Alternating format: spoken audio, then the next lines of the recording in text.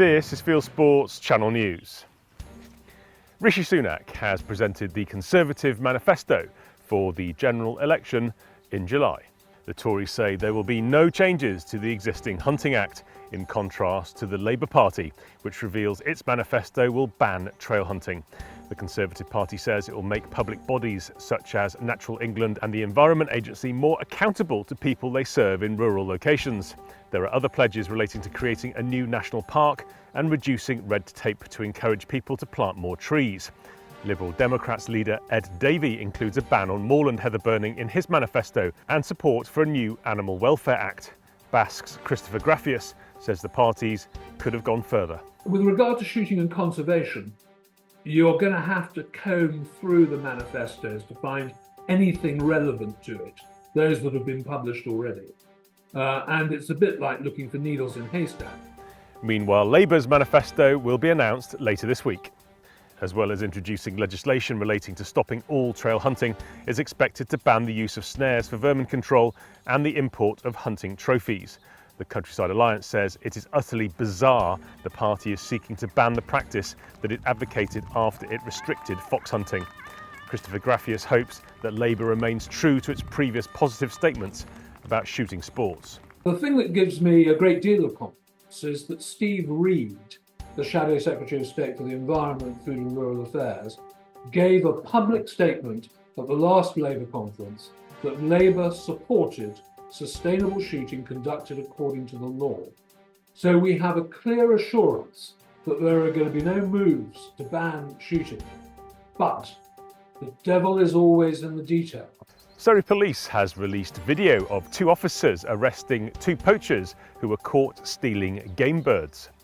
Thermal footage filmed by the National Police Air Service helicopter shows two men walking through a woodland at Titsy Hill near Guildford on Christmas Day.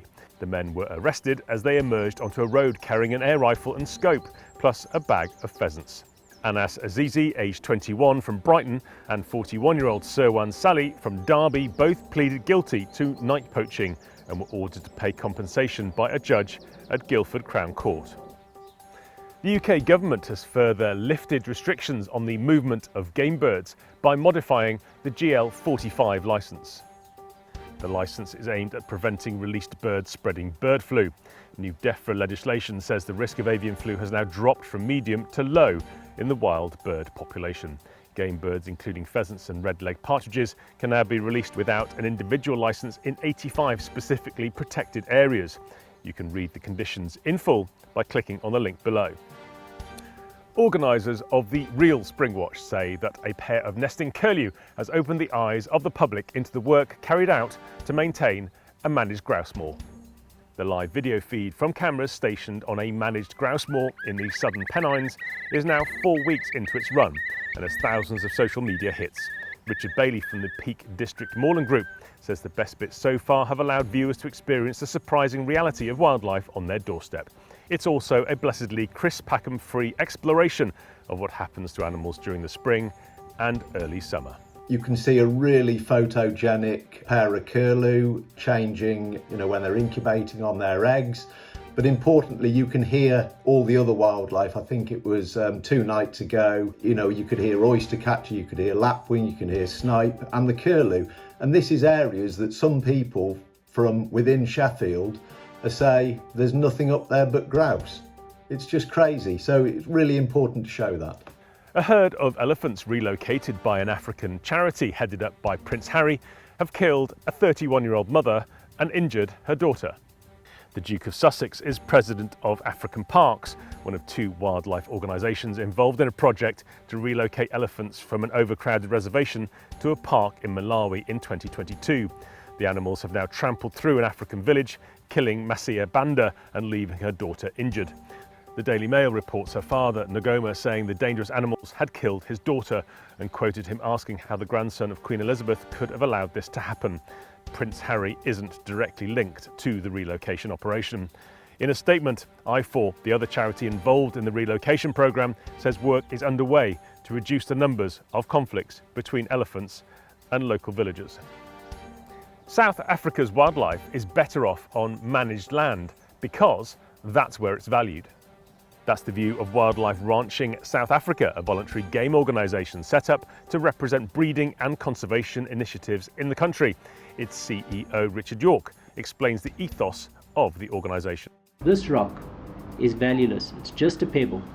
But if this rock was a diamond, how many of you would look after it? And that's the narrative that very few people understand. As soon as you give wildlife a value, people will look after it. If it's valueless, I'm not going to look after it. New Zealand's hunters have issued a complaint against a conservation group. The New Zealand Deerstalkers Association has asked the Advertising Standards Authority to look into claims made by conservation group Forest and Bird in a web appeal for funding and donations. The group said in promotional material it is New Zealand's leading independent conservation organisation. NZDA says its own conservation work numbers over 46,000 hours a year. It has asked the ASA to investigate whether the claim by Forest and Bird can be substantiated.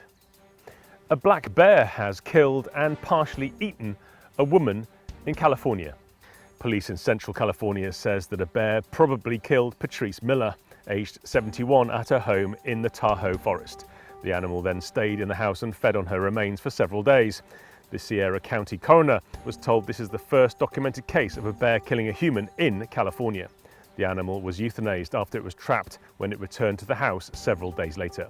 It's the latest interaction between bears and humans, with California's Department of Fish and Wildlife reporting numerous cases of bears breaking into homes in the Lake Tahoe area. They include the case of Hank the Tank, actually a female bear who was teaching her cubs to steal and eat human food. The cubs were relocated back into the wild last month, while Hank remains in an animal sanctuary. You are now up to date with Fieldsports Channel News.